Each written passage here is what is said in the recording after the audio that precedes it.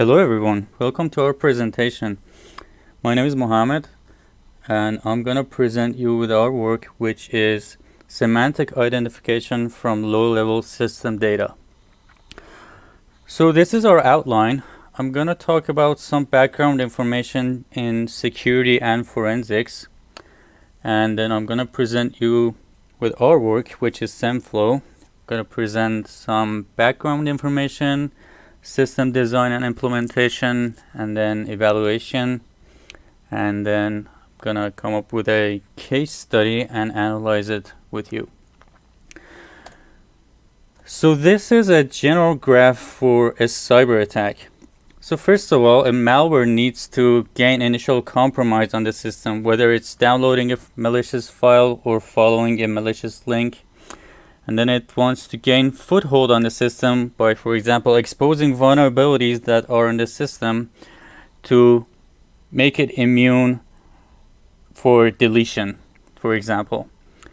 And then it might discover some networks that are accessible within an organization and propagate in the network within an organization and then do valued asset acquisition or damage. So for defense mechanisms, there are prevention methods and detection methods. So we have web application firewalls and spam email firewalls, which prevent the initial compromise to our system. Then we have intrusion detection systems, which are gaining foothold on the system.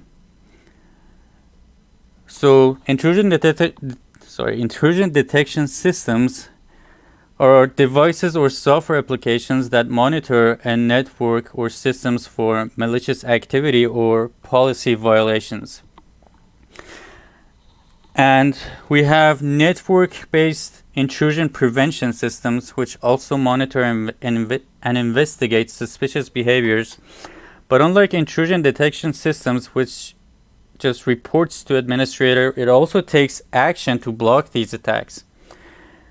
And we have the usual firewall, and then we have the data loss prevention software tools, which are useful in preventing and detecting asset acquisition or damage.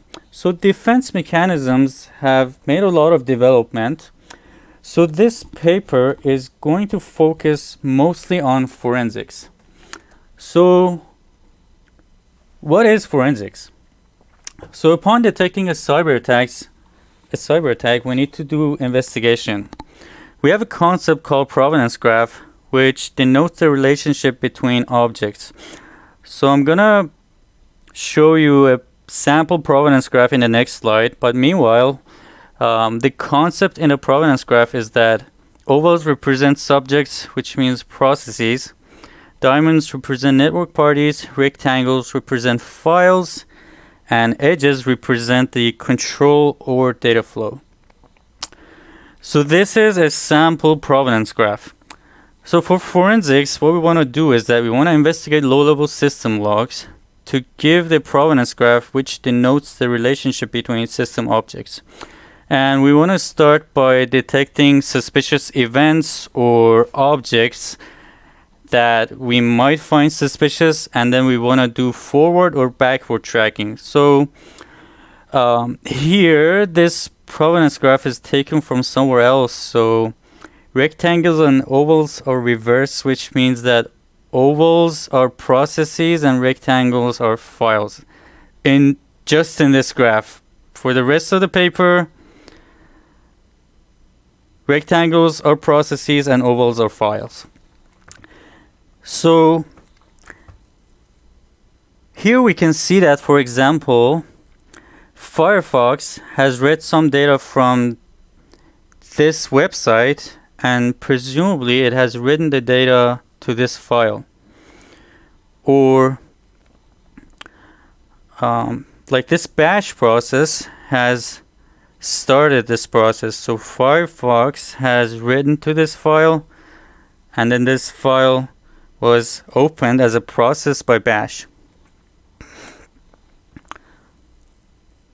So what we're going to do is that I'm going to come up with a case study that inspires our work. So the motivating example is that two or more low-level system events might be totally the same, but the application level semantics are different. What does this mean? So this means that, for example, we know that this file was read by the WinSCP process, which is a very popular file transfer for Windows. It's a tool that you can transfer files over SSH. So this private key was read by WinSCP, and WinSCP communicated with this XXX website. So without semantic identification, we have this. With semantic identification, we can know that, so this private key file can be used for authentication or can be used to upload it to this XXX website.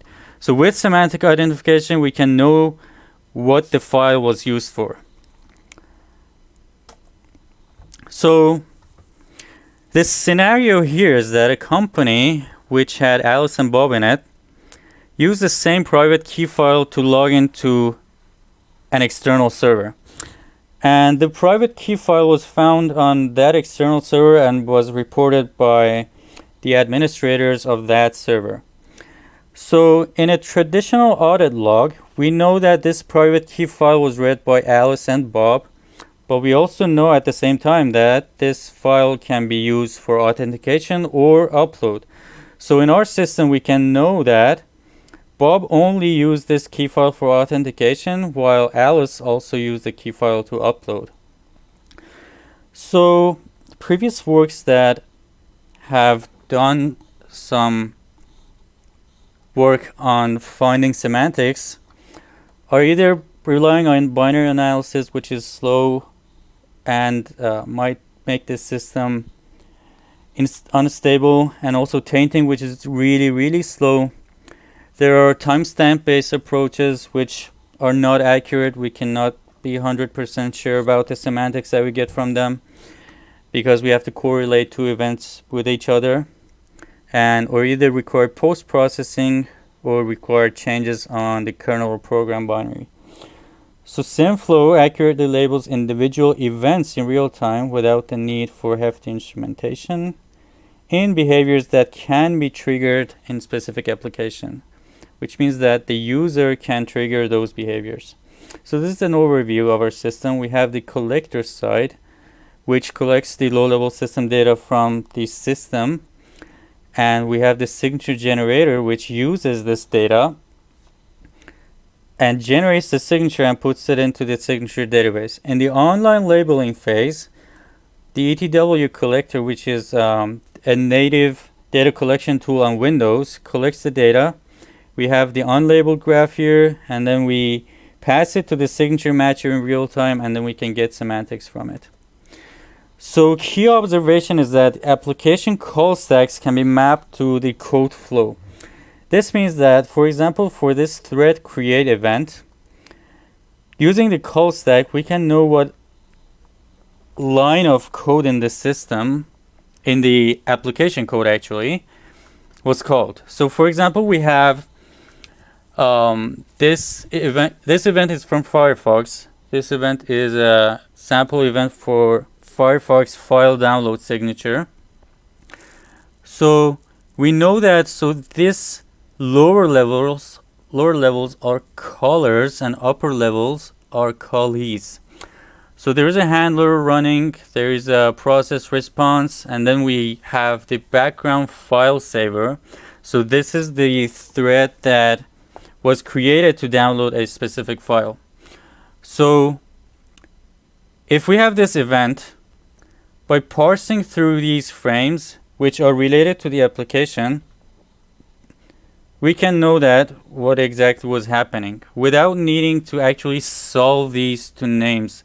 So we can just use addresses instead of these. So if we know that this event is related to file download, so at a later time, if we find the thread create event with the same addresses, we can know that this event is related to Firefox file download. So ETW collector is a native low-level system audit log for Windows, which is really fast as well. And we have developed the data collector for it. So the providers used here are process, thread, image, network, and file-based events.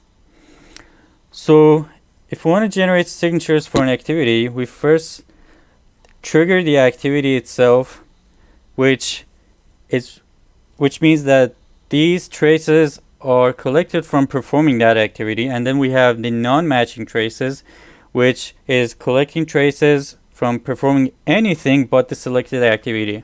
And then by combining these matching traces and non-matching traces, we can find unique events that are only related to matching traces. So this is part of Firefox file download signature. So these are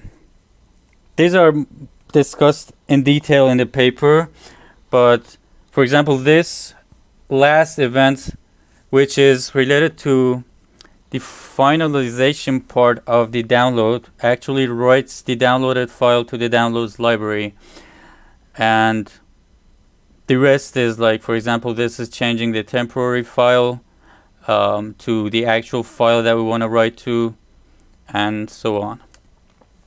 So this is the signature matcher.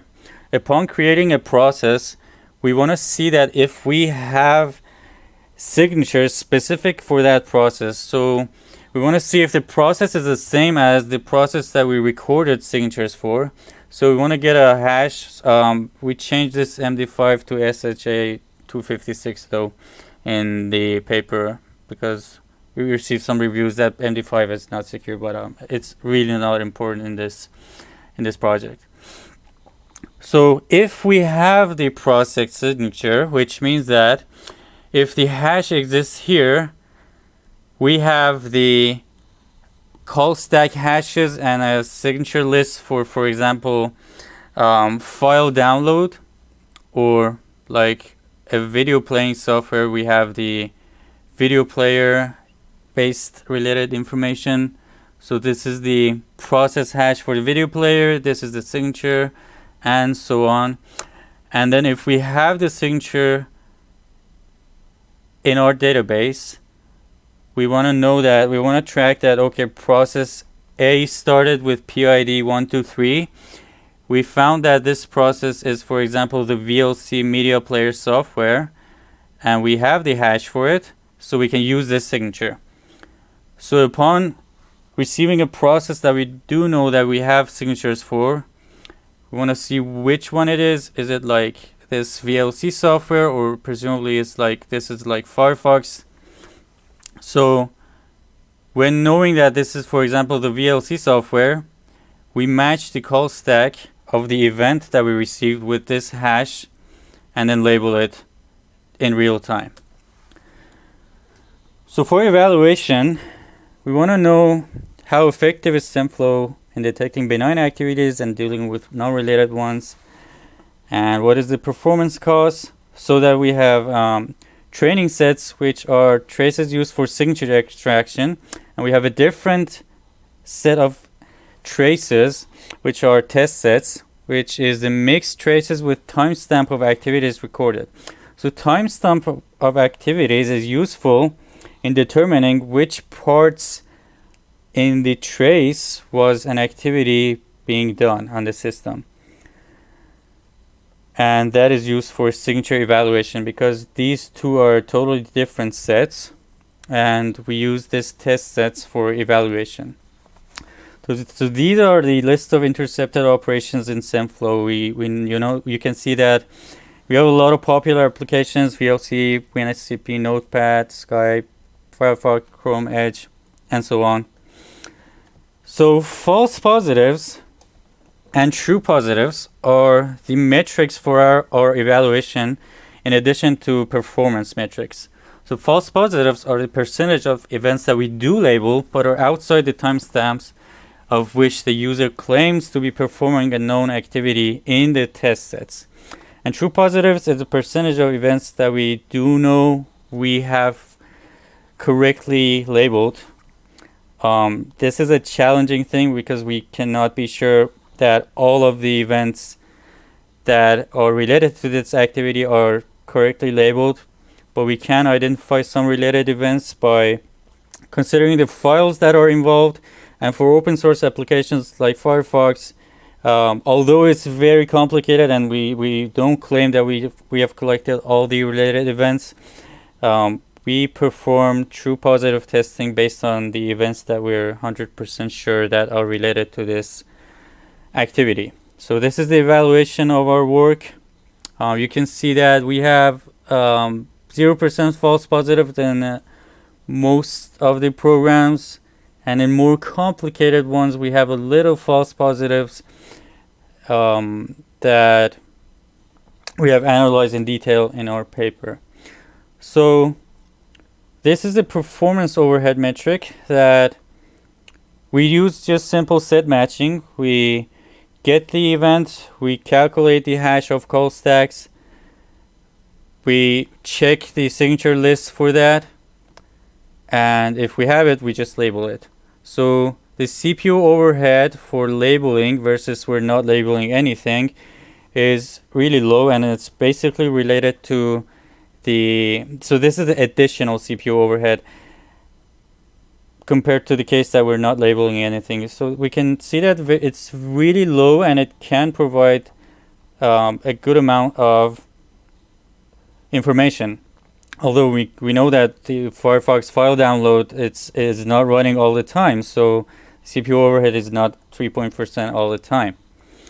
So if we have less matching traces and less non-matching traces, basically this is a general learning problem that if we have less sets, then we have more false positive rate. So in our results, we use 3 sets of matching and 5 sets of non-matching traces. So these are the results collected from collecting a lower number of traces.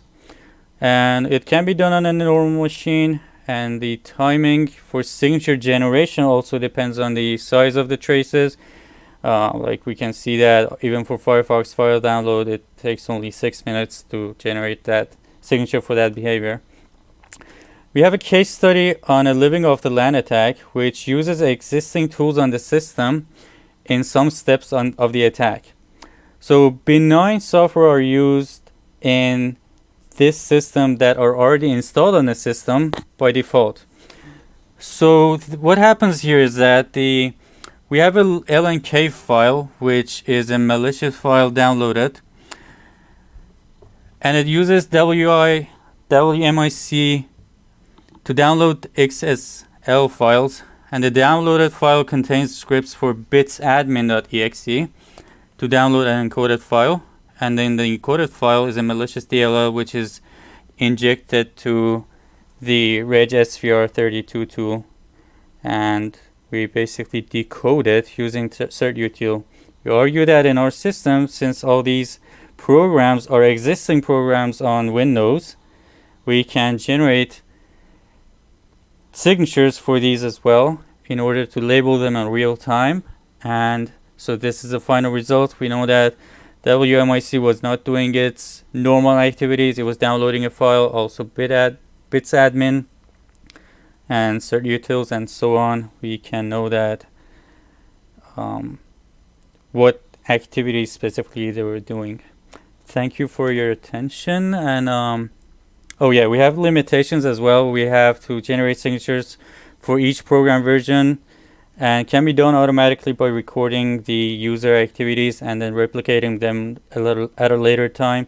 And then for interpreted languages like Python, the code path is decided at runtime by Python, so it's not related to any external executable. We cannot be sure that what Python is doing. And also ETW does not provide application level call stacks for network events. And we have some flaws for related work. We have Omega log, which requires built-in application log. MPI requires source code. MCI is not done at runtime, and it requires system call arguments, which ETW does not provide. And it takes more storage because it collects system calls rather than events. We have UI scope that has a high false positive rate and only works in GUI applications. So this is a general showing general attributes of each paper. You can find more papers that are related to this work in our paper. And the conclusion is that we provide an instrumentation-free audit system that effectively labels individual events on Windows, and we can have low rates of false positive and low overhead, and this labeling can work in any existing system. And for future work, we suggest finding evasion techniques and provide solutions like as LD preload, which modifies the libraries that are existing on the system with a dynamically loaded library. And then we have a new data collection tool called Intel PT, which provides a very low level events than at the processor level. And also better to have more real world cases of reports that are useful for semantic identification. Thank you so much for your attention.